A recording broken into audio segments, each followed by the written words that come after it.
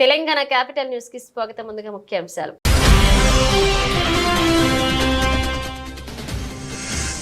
మేడ్చల్ ఎల్లంపేటలో దక్షిణ కేదార్నాథ్ దేవాలయ నిర్మాణానికి భూమి పూజ చేసిన ఎంపీ ఈటెల రాజేందర్. కేదార్నాథ్ ఆలయం త్వరితగిన పూర్తయ్యేలా చర్యలు తీసుకుంటామని వెల్లడి.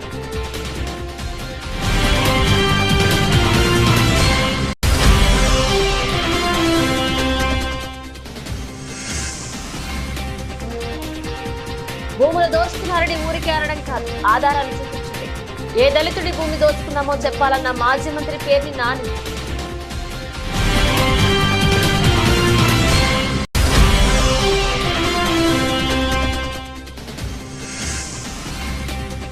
ఈ నెల 18న లక్ష వరకు రుణమాఫీ చేస్తామన్న మంత్రి తుమ్మల. 30 లక్షల మంది రుణమాఫీకి 31,000 కోట్లు అవసరమని వెల్లడి.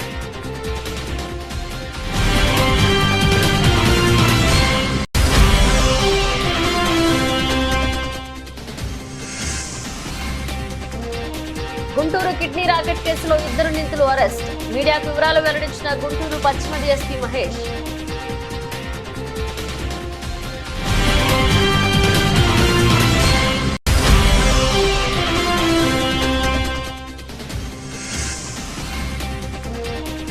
రింకు సింకి టెస్ట్ లో కూడా చోటివ్వాలి. మాజీ బ్యాటింగ్ కోచ్ విక్రమ్ రాథోడ్ ఆసక్తికర వ్యాఖ్యలు.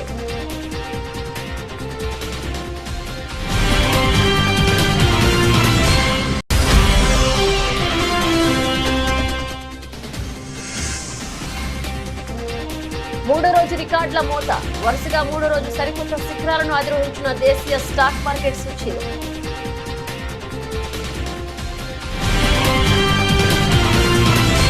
మల్కాజ్గిరి నియోజకవర్గంలోని మేడ్చల్ ఎల్లంపేటలో దక్షిణ కేదార్నాథ్ దేవాలయం నిర్మాణానికి భూమి పూజ కార్యక్రమం వైభవంగా జరిగింది. ఈ కార్యక్రమంలో భాగంగా మల్కాజ్గిరి పార్లమెంట్ సభ్యులు ఈటెల రాజేందర్ ప్రత్యేక పూజా కార్యక్రమం నిర్వహించారు.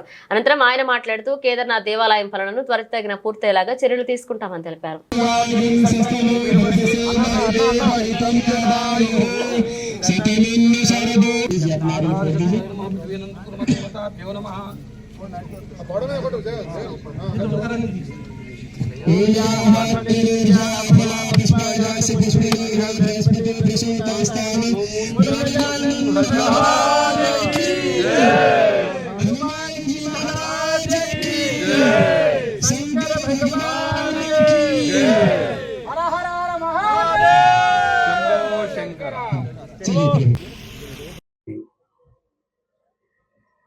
सारे समाज को इकट्ठा करके केदारनाथ मंदिर बनाने के लिए आज भूमि पूजा जो करे, शुभकामना हो, ये सक्सेस भी हो।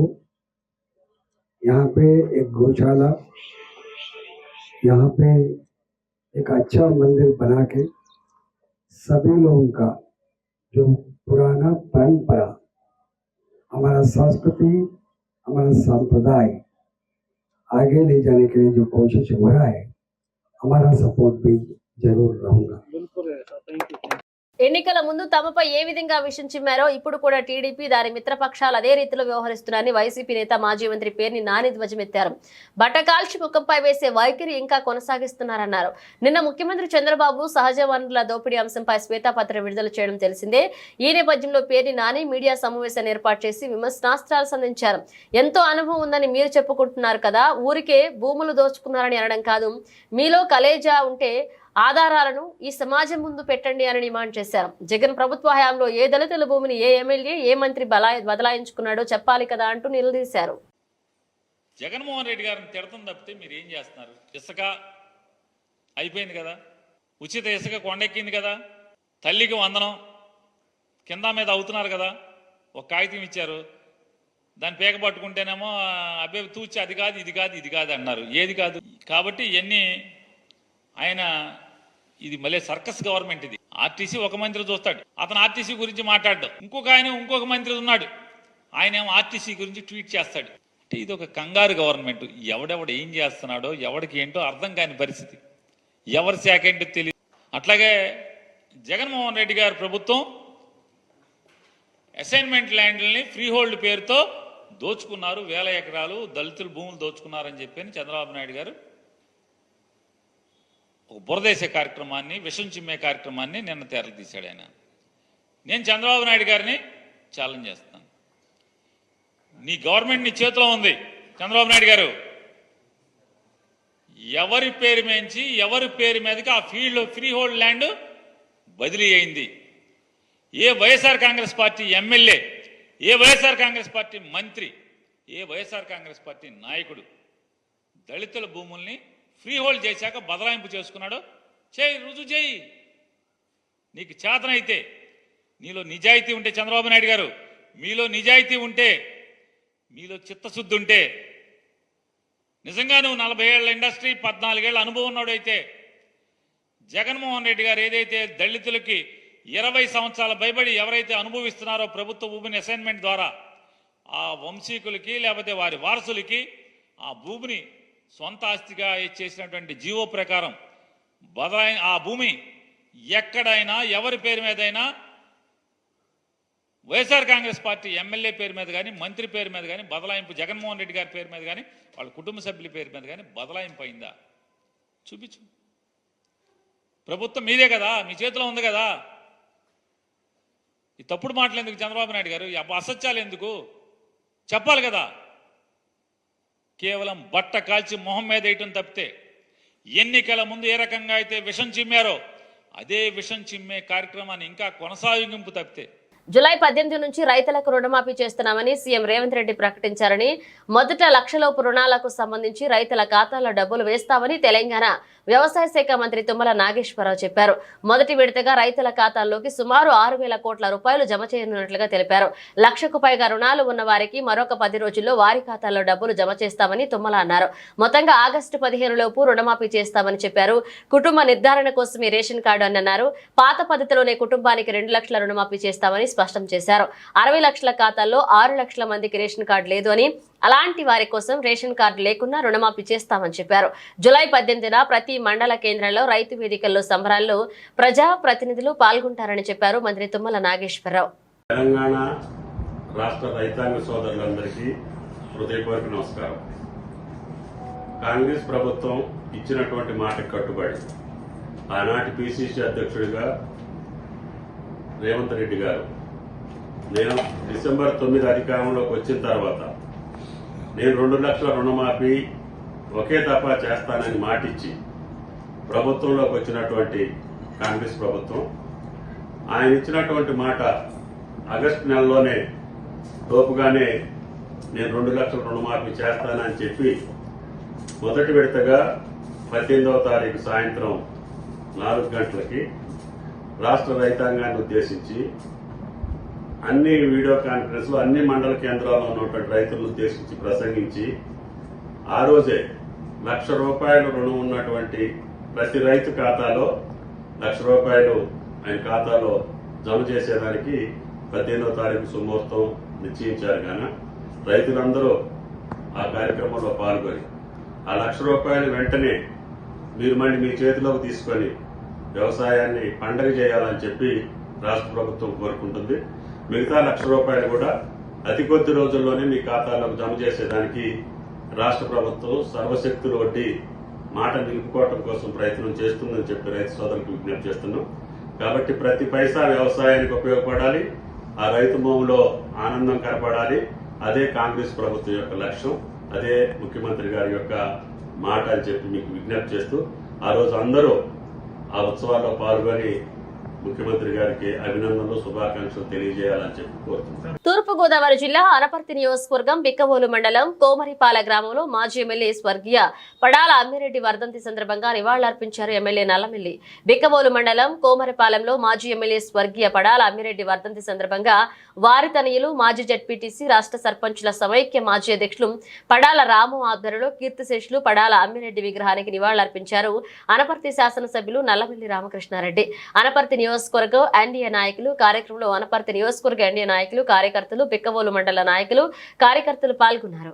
పడాల అమ్మిరెడ్డి గారి 38వ వర్ధంతి కార్యక్రమం కొమరపాలెం గ్రామంలో అత్యంత ఘనంగా జరగడం జరిగింది. 1978 నుంచి 83 వరకు శాసనసభ్యుడిగా పనిచేసి ప్రజల మనిషిగా గుర్తింపు పొందిన పడాల అమ్మిరెడ్డి గారి జ్ఞాపకాలు ఈ గ్రామంలో 5 సంవత్సరాల్లో తొలగించడం అనేది దురదృష్టకరమైన విషయం.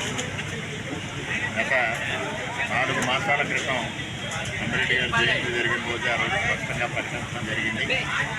నేను మరలా తిరిగి శాసనసభ్యుడిగా ఎన్నికైన తర్వాత ఈ గ్రామంలో అమ్మిరెడ్డి గారి కాంస్య విగ్రహం ఏర్పాటు చేస్తానని ఆ రోజు చెప్పడం, ఇవాళ నేను శాసనసభ్యుడిగా ఎన్నికైన తర్వాత పడాల రాము గారి ఆధ్వర్యంలో ఆ దిశగా అడుగులు వేయడం కూడా జరుగుతూ ఉంది.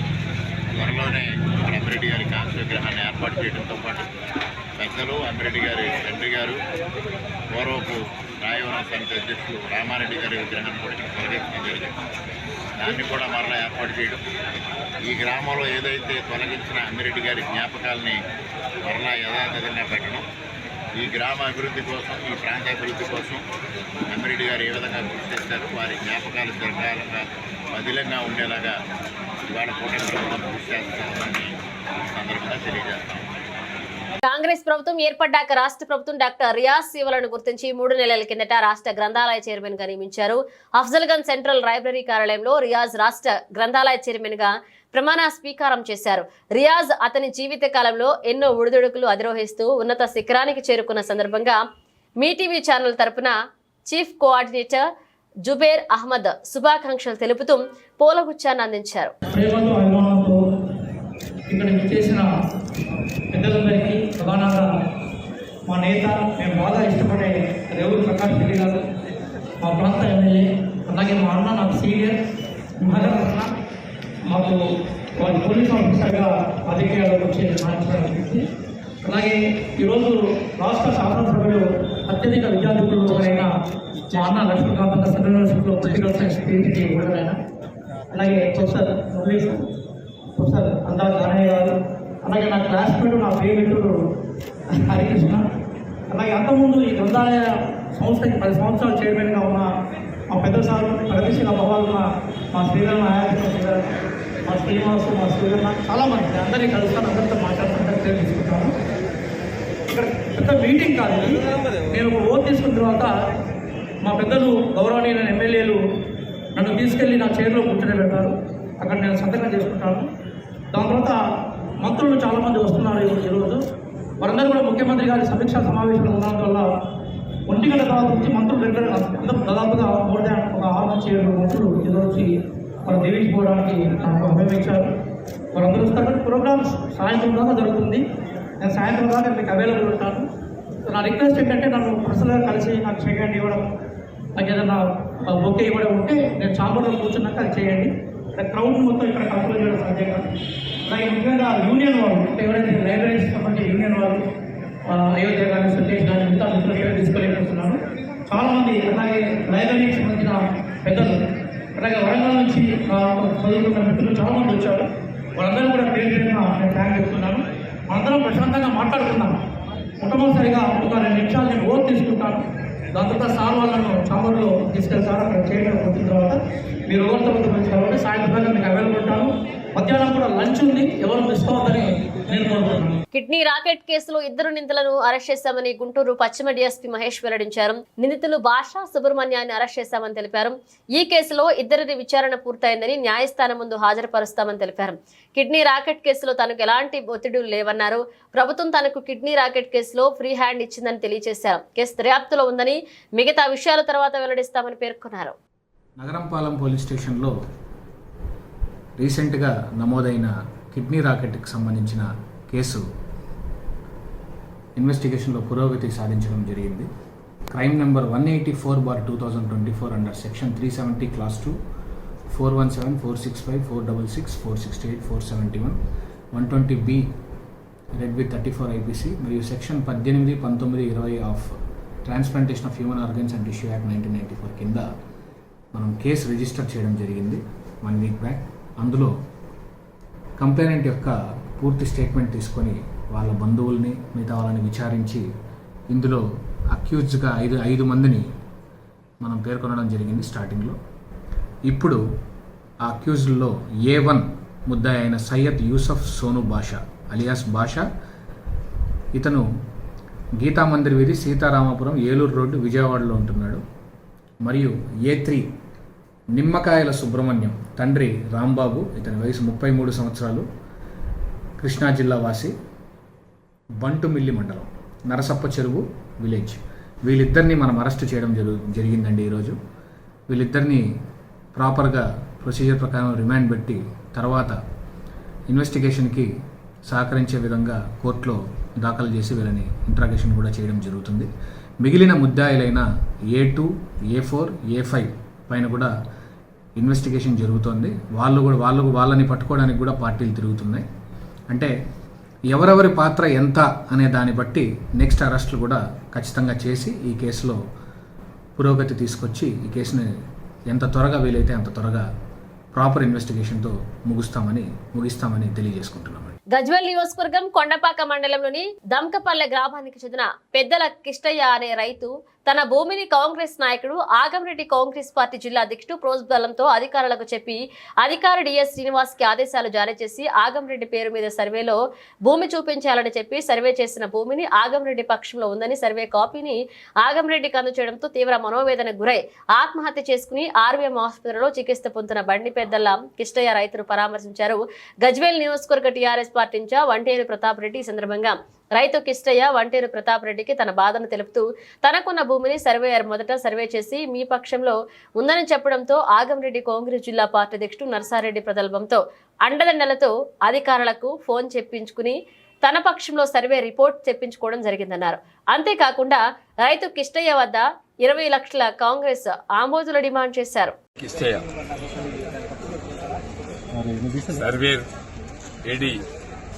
డిఐ శ్రీనివాస్ గారు 3 నెలల క్రితం సర్వే చేసి వాళ్ళ భూమి హద్దులు నిర్ణయించి వాళ్ళ యొక్క భూమిని డీటెయిల్స్ ఇచ్చి కడీలు కూడా పాతడం జరిగింది. తర్వాత ఆగంరెడ్డి అనే వ్యక్తి ఆ కడీలు తీసేసి మళ్లీ సర్వే చేయించుకోవడానికి మళ్లీ ఫీజు కట్టించి సర్వే చేయించినటువంటి ఆగంరెడ్డి గారు ఫస్ట్ టైం సర్వే చేసినప్పుడు ఒక సరైనటువంటి పద్ధతిలో వాస్తవాల్ని సర్వే చేసి పెట్టింది డిఐ గారు. తర్వాత నెక్స్ట్ టైం ఏదైతే సర్వే చేసిందో ఆగంరెడ్డి గారికి తూముకుంట నర్సారెడ్డి అండదండల వల్ల తూముకుంట నర్సారెడ్డి డిఐకి శ్రీనివాస్ గారికి ఫోన్ చేసి ఈ భూమి ఆగంరెడ్డి గారికి వచ్చేట్లు బదిలీ చేయమని చెప్పి డిఐ మీద ప్రెషర్ తీసుకొచ్చి బండి కిష్టయ్య గారి భూమిని ఆగంరెడ్డికి వచ్చేట్లు చేసింది. అంటే అధికార దుర్వినియోగాన్ని అధికారాన్ని అడ్డు పెట్టుకుని ఇలా తూముకుంట నర్సారెడ్డి గారు డిఐ గారిని అడ్డు పెట్టుకుని ఇలా బండి కిష్టయ్య ఆత్మహత్యకు కారణమైంది. బండి కిష్టయ్య గారు 3 లక్షల రూపాయలు ఇస్తా అంటే కూడా కాళ్ళు మొక్కినా కూడా వినకుండా 20 లక్షల రూపాయలు డిమాండ్ చేసినటువంటి విషయం బండి కిష్టయ్య గారు స్వయంగా చెప్తున్నారు. దీని వెనకాల కాంగ్రెస్ పార్టీ ఆంబోతులు వెంటబడి కాంగ్రెస్ పార్టీ నాయకులు వెంటబడి ఇలా బండి కిష్టయ్య కుటుంబాన్ని రోడ్డు మీద పడేసే ప్రయత్నం చేసిండ్రు. ఆయన ఆత్మహత్యకు కారణమయ్యిండ్రు. శ్రీకాకుళం జిల్లా నగర పంచాయతీలో తలపిస్తున్న నగరాన్ని కార్పొరేషన్ స్థాయికి తగినట్లుగా రూపొందించేందుకు సమిష్టిగా కృషి చేస్తామని ఎమ్మెల్యే గొండు శంకర్ పిలుపునిచ్చారు. పాలన మారిన విషయం స్పష్టమయ్యేలాగా ఫలితాలు తీసుకురావాలన్నారు. కార్పొరేషన్ అధికారులు సచివాలయ సిబ్బంది పనితీరు మార్చుకోవాలన్నారు. స్థానిక బాపూజీ కళామందిరంలో నగరపాలక సంస్థ అధికారులు సచివాలయాల ఇన్ఛార్జీలు టీడీపీ నాయకులతో ఎమ్మెల్యే శంకర్ కమిషనర్ చల్లా ఓపులేష్ తో కలిసి మంగళవారం సమన్వయ సమావేశం నిర్వహించారు. ఈ సందర్భంగా ఆయన మాట్లాడుతూ శ్రీకాకుళం నగరం కార్పొరేషన్ రూపాంతరం చెందినప్పటికీ ఆ స్థాయి అభివృద్ధి జరగలేదని ఆవేదన వ్యక్తం చేశారు. ఈ రోజు మన ఎమ్మెల్యే గారు విచ్చేసిన వెంటనే అసలు ఈ రోజు చాలా మంది చూశాను. ఎమ్మెల్యే నా 40 సంవత్సరాలు చాలా మంది ఎమ్మెల్యేలు చూశాను. ఎమ్మెల్యే ఎలాగుంటే పదవి వచ్చింది, ఎంజాయ్ చేద్దాం, అనుభవిద్దాం, పదవిని అనుభవిద్దాం అన్నట్టు ఎమ్మెల్యేలు చూశాను గతంలో నేను. కానీ ఈరోజు మన ఎమ్మెల్యే గారు మన అదృష్టం కొలది వచ్చిన కానించి అసలు ఆయన మరి నిరంతరం కూడా ప్రజాసేవ గురించి నిరంతరం కూడా సమీక్షలు పెట్టుకొని సేవ చేస్తూ ఈరోజు మనకి ఇలాంటి ఎమ్మెల్యే మనకు దొరకడం చాలా అదృష్టవంతం. అదేవిధంగా రేపు మున్సిపల్ ఎలక్షన్లో ఆయన ద్వారా మనందరం కూడా 50 సీట్లకి 50 సీట్లు తప్పకుండా గెలుస్తాం. ఆయన సేవే మనకు శ్రీరామ రక్ష. కొండ శంకర్ గారి సేవే మనకు శ్రీరామ రక్ష. ఆయన దీని మీద మన 50 డివిజన్లకి 50 డివిజన్లు తప్పకుండా గెలుస్తామనే నమ్మకం నాకుంది. ఇలాంటి నాయకుడిని మనం తెచ్చుకోవడం మనకు దేవుడు భగవంతుడు ఇచ్చిన వరం. కాబట్టి మేము కూడా తెలుగుదేశం సభ్యులు కమిషనర్ గారు చాలా సాంప్రదాయం మొదటి నుంచి మేము 83 తెలుగుదేశంలో ఉన్నాం. ఎవరితో కూడా తగులు పెట్టుకొని ఎవరితో మాట్లాడే అసలు మా మనస్తత్వాలు కూడా ఎవరు కావు. తెలుగుదేశం సభ్యులు ఎవరు కూడా కావు. అందరూ కూడా చాలా సాంప్రదాయంగా అడుగుతాం, సాంప్రదాయంగా చేసుకుంటాం. కానీ అప్పుడు ఏదో మా పని మేము చేస్తాం, కానీ వరకు మా వరకు గౌరవించి చేయండి. అందుకు ఈ చక్కటి అవకాశం ఇచ్చిన అందరూ. ప్రేమోన్మాది దాడిలో తల్లిదండ్రులను కోల్పోయిన పిల్లలకు భరోసా ఇచ్చారు కేటీఆర్. నర్సంపేట నియోజకవర్గంలో 16 చింతల తాండా గ్రామంలో వారం రోజుల క్రితం ప్రేమోన్మాది చేతిలో దారుణ హత్యకు గురయ్యారు. గిరిజన కుటుంబాన్ని ఆదుకున్నారు కేటీఆర్. కుటుంబానికి 5 లక్షల ఆర్థిక సాయంతో పాటు దాడిలో గాయపడ్డ 2 పిల్లల చదువులకు అయ్యే ఖర్చు తానే చూసుకుంటానన్నారు కేటీఆర్. అలాగే రాష్ట్ర ప్రభుత్వం 50 లక్షల వారికి ఆర్థిక సహాయం అందించాలని కోరుతూ దాడి చేసి పిల్లల తల్లిదండ్రుల హత్యకు కారణమైన నిందితుడిని కఠినంగా శిక్షించాలని డిమాండ్ చేశారు.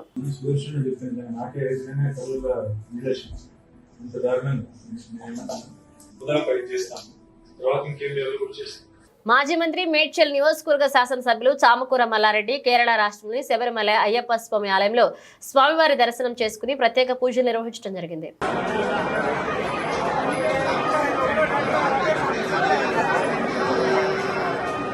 మెదక్ జిల్లా వెల్దుర్తి పోలీస్ స్టేషన్ ముందు ధర్మారం గ్రామస్తులు ఆందోళన చేపట్టారు.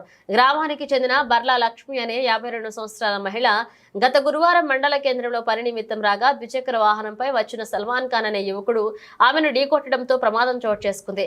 ఈ ప్రమాదంలో గాయపడిన లక్ష్మిని బంధువులు గాంధీ ఆసుపత్రికి తరలించి చికిత్స అందిస్తున్న క్రమంలో ఈ రోజు ఆమె మృతి చెందింది. అయితే రోడ్డు ప్రమాదానికి కారణమైన సల్మాన్ ఖాన్ పై పోలీసులకు గత శనివారం ఫిర్యాదు చేసినప్పటికీ పట్టించుకోవడం లేదని ఆగ్రహాన్ని వ్యక్తం చేస్తూ మృతదేహంతో పోలీస్ స్టేషన్ వద్ద ఆందోళన చేపట్టారు. తమకు న్యాయం చేయాలంటూ పోలీసులకు వ్యతిరేకంగా నినాదాలు చేశారు. దీంతో పోలీస్ స్టేషన్ వద్ద ఉద్రిక్త వాతావరణం నెలకొంది. విషయం తెలుసుకున్న ఉన్నతాధికారులు సంఘటనా స్థలానికి చేరుకుని ఆందోళనకారులకు నచ్చచెప్పారు. రోడ్డు ప్రమాదానికి కారణమైన వ్యక్తులపై చట్ట ప్రకారం చర్యలు తీసుకుంటామని వారు హామీ ఇచ్చారు.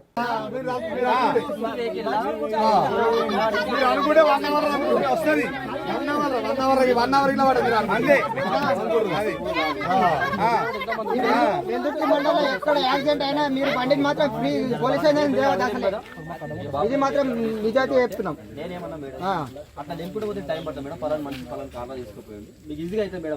పోకముందుకే వాళ్ళు ఆల్రెడీ మేము పోయినామన్నట్టుగా వాళ్ళు వీడియో తీసుకురు. మేము ఏదో చేసామన్నట్టుగా వాళ్ళు పోలీసులను పంపించారు. మేము మార్నింగ్ 10 గంటలకు వచ్చినాము. వచ్చిన తర్వాత రోజంతా తిరిగితే 3 గంటల నుంచి 4 గంటల దాకా ఎవ్వరు రాలేరు. ఒక్క 10 నిమిషాలు పోయి వాళ్ళ ఇంటికాడ కూర్చుంటే పోలీస్ బండి వచ్చింది. అప్పటికప్పుడే వాళ్ళ భర్త ఫోన్ చేసిండు. ఇంత నిర్లక్ష్యం, ఇంత ఎందుకు? ఇది పోలీస్ వ్యవస్థ ఎందుకు? 10 నిమిషాలు కూర్చుంటే పోలీస్ గురువారం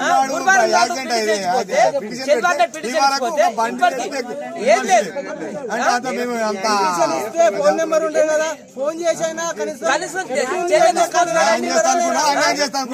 పోలీస్ వ్యవస్థ మీద ఖచ్చితంగా చర్యలు తీసుకోవాలని నేను ఆమె ఆటో దిగినాం ఒక్క దగ్గరనే. ఆమె ఆటో ఛార్జ్ ఇచ్చి కొంచెం మర్రింది అంతే. నేనేమో ఫేస్ నాది ఇక్కడ సైడ్ ఉంది, వెనకాల నుంచి వేసుకొని అంతే వెళ్ళిపోయిండు అంతే. చెప్పిండు కూడా అటు సైడ్ చెట్టు ఉంది, ఇటు సైడ్ కారు ఉంది, ఆంటీ కనిపించకుండా ఆంటీని గుద్దేసుకొని వెళ్ళిపోయిండు అని చెప్పిండు కూడా హాస్పిటల్లో. మళ్ళీ ఏదైనా బాధ్యత అని చెప్పిండు. వాళ్ళ ఇంటికి పోతే ఒక్కోసారి లాకేసుకుంటే దొంగ చాటుగా దాచుకున్నారు. ఇప్పుడు లాస్ట్కి వస్తే మొత్తానికి ఆమె చనిపోయింది. ఇగో ఈడు నేను వాడుతుడు, మామయ్య చనిపోయిండు, మా ఆయన చనిపోయిండు, నా కొడుకు నేనే ఇంకా ఇంట్లో. గుంటూరు జిల్లా చేబ్రోలు రాస్తారోకో నిర్వహించారు దళిత సంఘాలు. గత సోమవారం కొత్తరెడ్డిపాలెంలో జరిగిన మైనర్ బాలిక హత్యకు నిరసిస్తూ ఆందోళన చేపట్టారు. చేబ్రోలు పాత పోలీస్ స్టేషన్ వద్ద రోడ్డుపై బైఠాయించారు దళిత సంఘాల నాయకులు. బాలిక కుటుంబానికి న్యాయం చేయాలంటూ నినాదాలు చేశారు. నిందితుడిని పట్టుకుని కఠినంగా శిక్షిస్తామని పోలీసులు హామీ ఇచ్చారు. గంటల పాటు రాస్తారోకో ఆందోళన చేశారు. జీబీసీ రోడ్డుపై భారీ సంఖ్యలో వాహనాలు నిలిచిపోయాయి. తెనాలి డీఎస్పీ సంఘటనా స్థలానికి చేరుకున్నారు.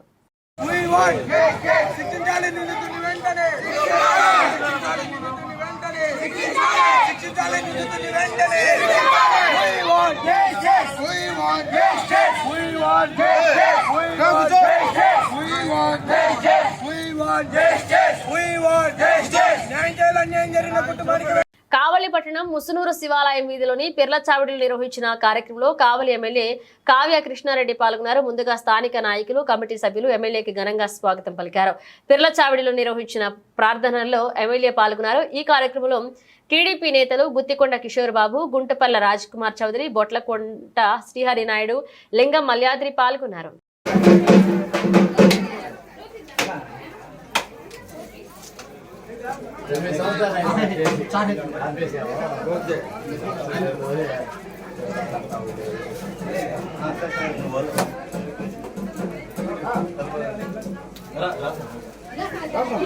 తెలుగు రాష్ట్రాల్లో ప్రభుత్వ ఉత్తర్వులు సహా పరిపాలనకు సంబంధించిన అంశాలు తెలుగులో జారీ చేయాలని ఎప్పటి నుంచో సూచిస్తున్నారని భారత మాజీ ఉప రాష్ట్రపతి వెంకయ్యనాయుడు పేర్కొన్నారు. తాజాగా తెలంగాణ రాష్ట్ర ప్రభుత్వం రైతు రుణమాఫీ మార్గదర్శకాలపై తెలుగులో ఉత్తర్వులు జారీ చేయడం అభినందనీయమన్నారు. ప్రభుత్వ ఉత్తర్వులు తొలిసారి తెలుగులో జారీ చేయడం చాలా సంతోషకరమన్నారు వెంకయ్యనాయుడు. మొహరం నెలలో చంద్రుడు స్పష్టంగా కనిపించిన 5వ రోజు రాత్రి పంజోకా పిటారా లేదా తాబూత్ అనే పంజాల నుంచిన పెట్టెను ముజావీరు అనే అర్చకుని ఇంటి నుండి పీర్ల మసీదు ఊరేగింపుగా తెస్తారు. ఇక ఆ పంజాలకు విగ్రహాలకు 10 రోజులు ఫాతిహాలు జరుగుతాయి. పీరులంటే వీరుల యొక్క హస్తకృతిలో పంజాల రూపంలో కొలుస్తారు. ఊరేగింపు అయిన తర్వాత రాత్రి ఊరు మధ్యలో ఉన్న నిప్పుల గుండం దగ్గరకు వస్తారు. ఆఖరి రోజున బహిరంగ ప్రదేశంలో ఒక గుంట తీసి అందులో పెద్ద పెద్ద కట్టెలు పేర్చి నిప్పు ముట్టిస్తారు. అది బాగా మండి కటకట మండే బొగ్గులతో తయారవుతాయి. ఆ సమయానికి ఊరేగింపు ముగుస్తుంది. Team India young batsmen Rinku Singh కి భారత్ టెస్ట్ క్రికెట్ జట్టులోనూ చోటు ఇవ్వాలని టెస్టుల్లో ఆడే టెక్నిక్ అతడికి ఉందని భారత మాజీ బ్యాటింగ్ కోచ్ విక్రమ్ రాథోర్ అభిప్రాయపడ్డారు.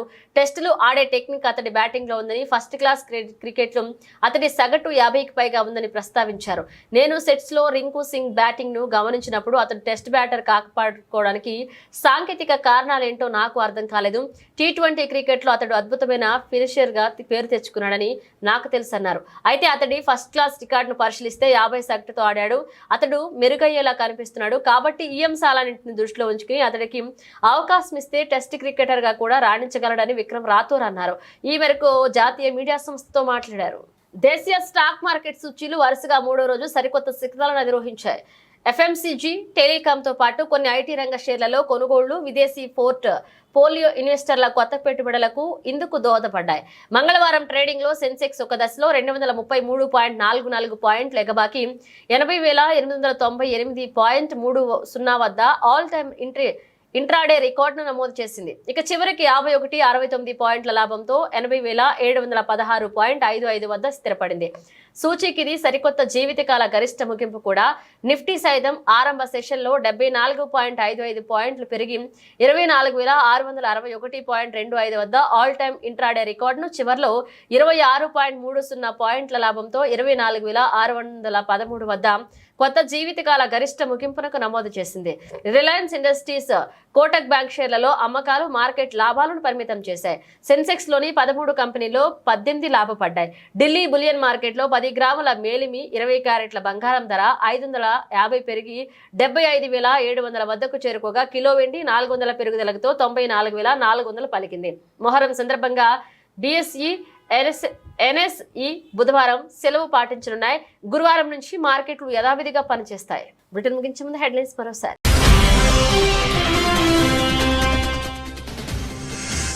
మేడ్చల్ ఎల్లంపేటలో దక్షిణ కేదార్నాథ్ దేవాలయ నిర్మాణానికి భూమి పూజ చేసిన ఎంపీ ఈటెల రాజేందర్.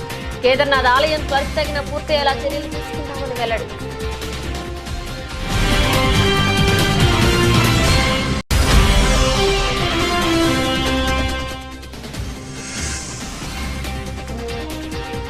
భూములు దోచుకున్నారని ఊరికే అనడం కాదు, ఆధారాలు చూపించింది.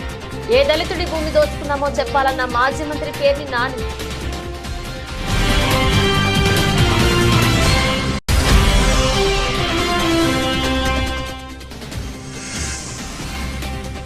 ఈ నెల 18 లక్షల వరకు రుణమాఫీ చేస్తామన్న మంత్రి తుమ్మల. 30 లక్షల మంది రుణమాఫీకి 31,000 కోట్లు అవసరమని వెల్లడి.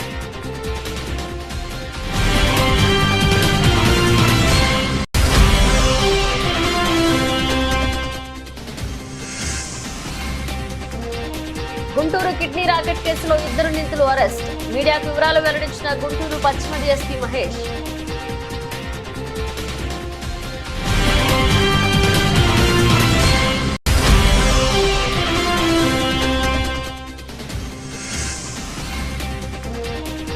రింకు సింగ్ కి టెస్ట్ లో కూడా చోటివ్వాలి.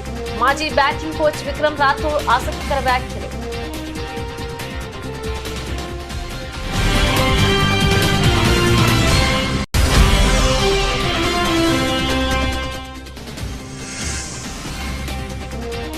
మూడో రోజు రికార్డుల మోత. వరుసగా మూడో రోజు సరికొత్త శిఖరాలను అధిరోహించిన దేశీయ స్టాక్ మార్కెట్ సూచీలు.